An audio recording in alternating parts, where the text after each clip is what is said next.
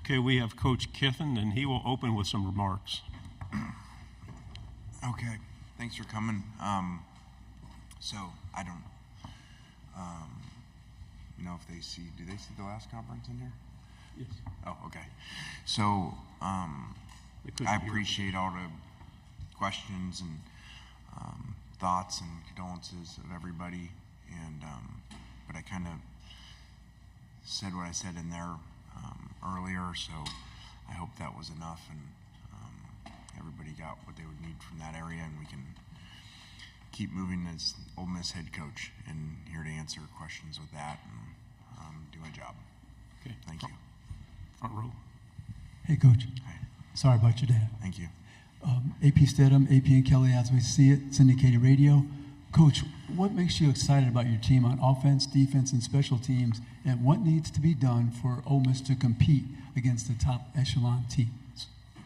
Well, I'm all areas. I mean, I don't sound coach speak, but I really am excited about all areas because either we have players we're familiar with coming back that have done really well, or we've added players in those areas that have performed well at other places. So that's an exciting thing to have. Every year you don't have that.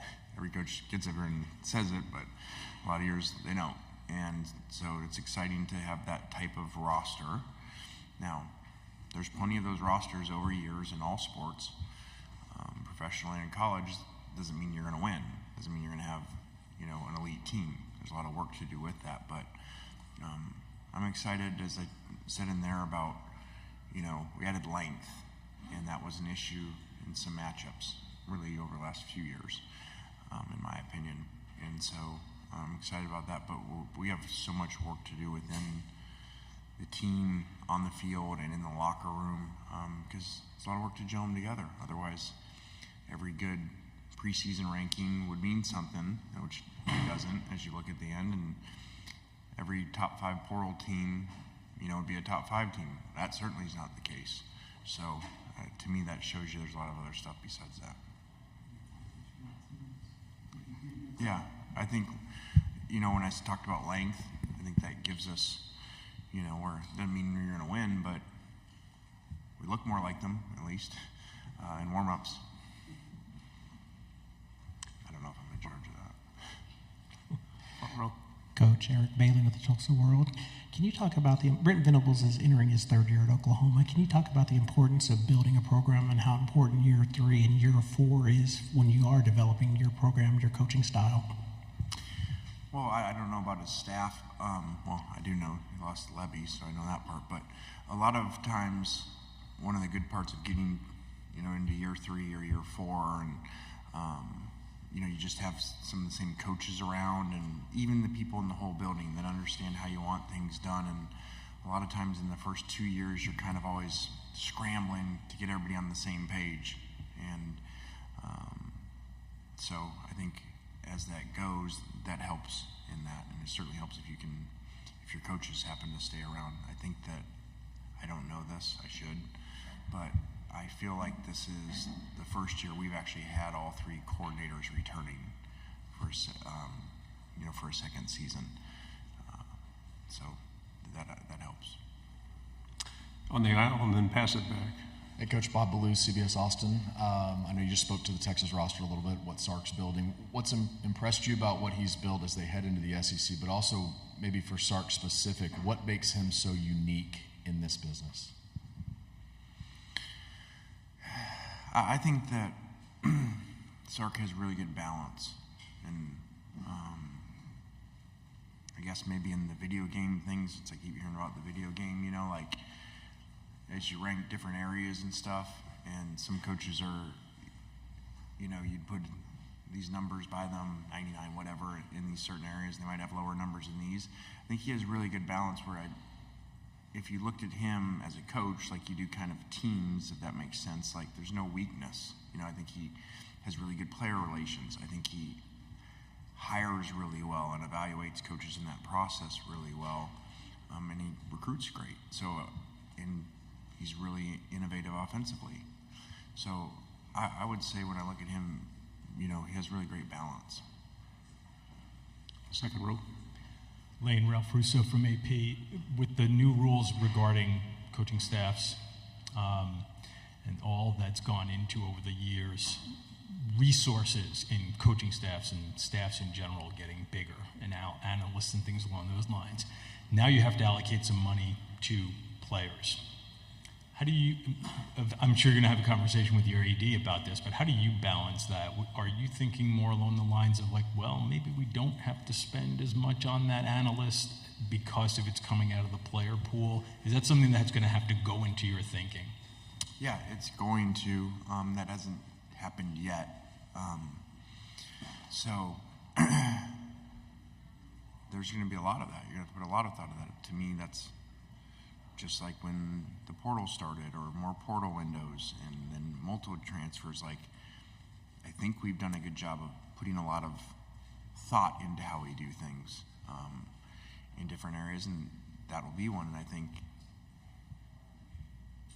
one of the things we've done well is we say don't think outside the box, create a new box. And I think we've done that in some areas, whether it's been over the years offensively and with the portal. So I just think we'll take all that in, and we certainly won't just do what seems to be the good thing. We'll really figure it out and research, and there's not really analytics on that yet, but I can tell you my analytics in my head will tell me that if you got a budget and you've got to, like, if this is the pot, which I don't know that it necessarily is, because you still got a lot of work to do, is our collective still alive and our donors still alive outside of that. But if it really was like true salary cap that you said is a salary cap for players and coaches, which would be unique because professional sports obviously just the players,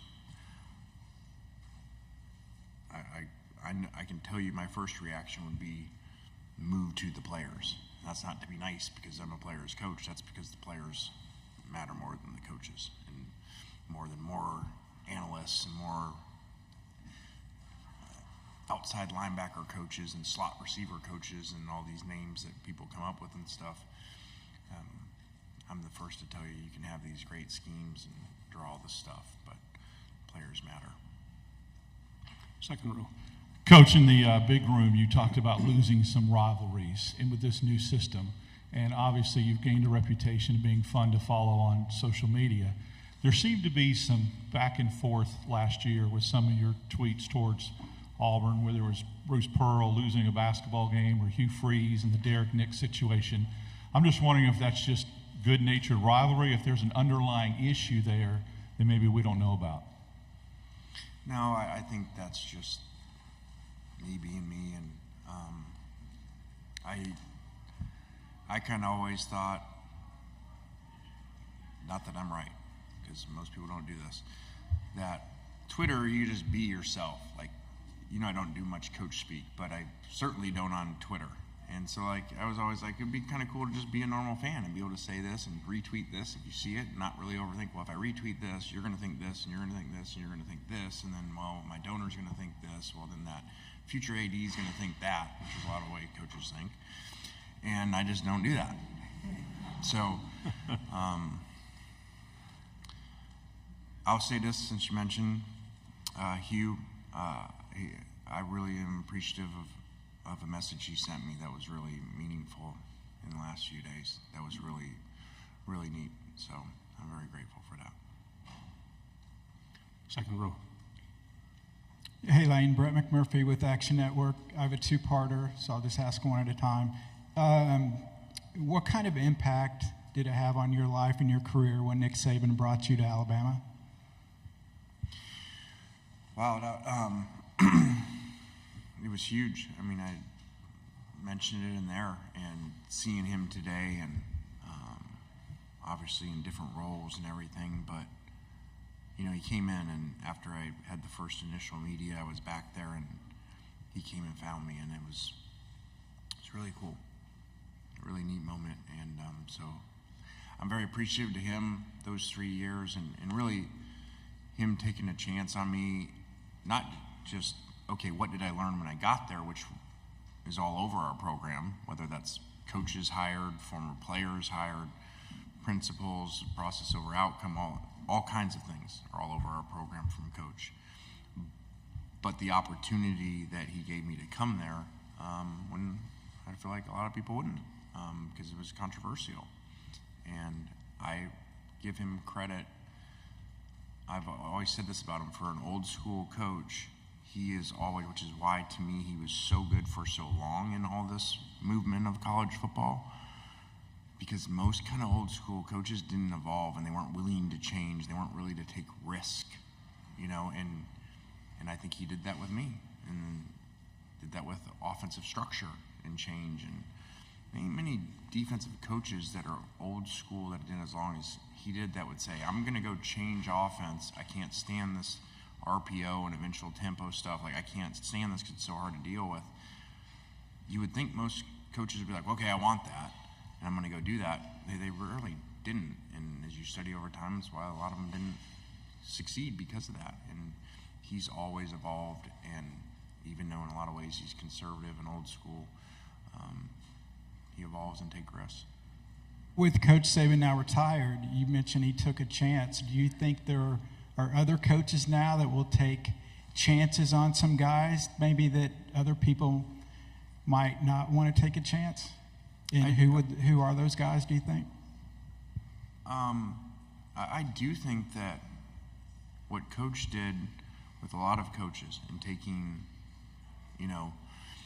fired head coaches, or maybe they had an off-field issue, some of them, and taking them, and I was fortunate to be a coordinator. A lot of those times they've been analyst roles over the years, to kind of get them back in. And I think people like to copy success. And I think over time, people have been more apt to do that, because they saw Alabama succeed, but then they saw those coaches go on to succeed other places, and then they kind of pay it back. And I think we, whatever that group is of coaches, there's a lot of them, head coaches now from Coach. I think if you look at them, they do that. We do that. We've got a couple, we just added in the last, 5 months, 2 former head coaches, an SEC head coach and an NFL head coach. Not that they had any issues, I'm not saying that, but that model that he did, which was kind of unique. Final 2 questions here on the aisle and then in the back row.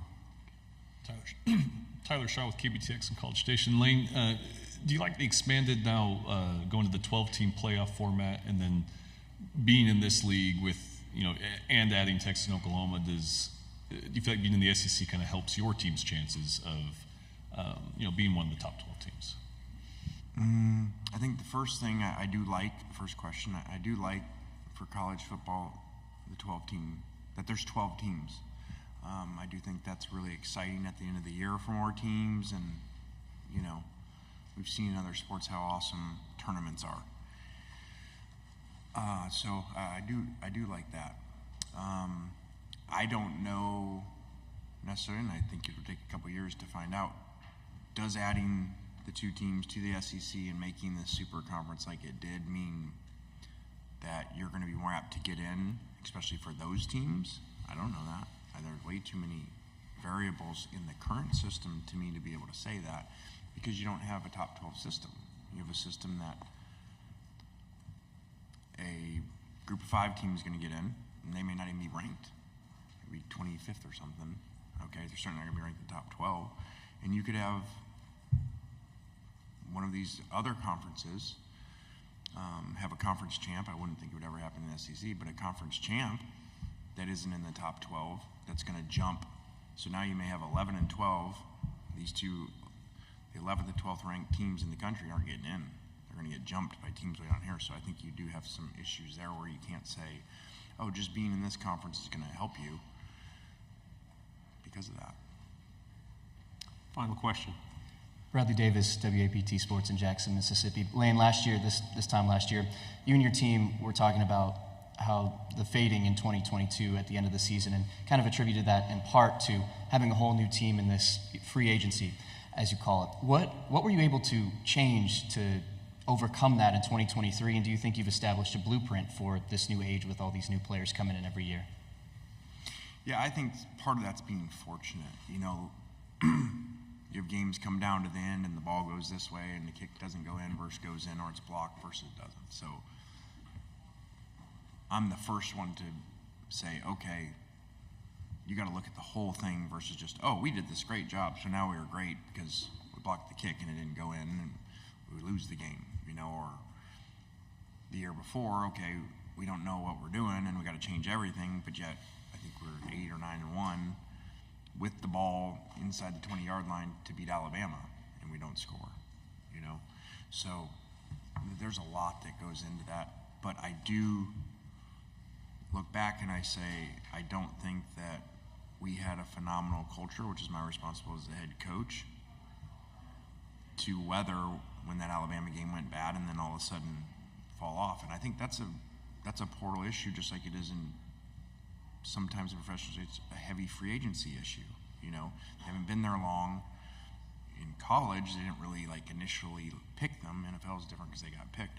So they didn't initially pick them, so maybe now why are they going to the places they're going? So a lot goes into that, and I think last year we got some really good breaks in the games too, but that was a really good culture last year of players that were there for the right reasons. Coach, thank you very much. Yeah, thank you.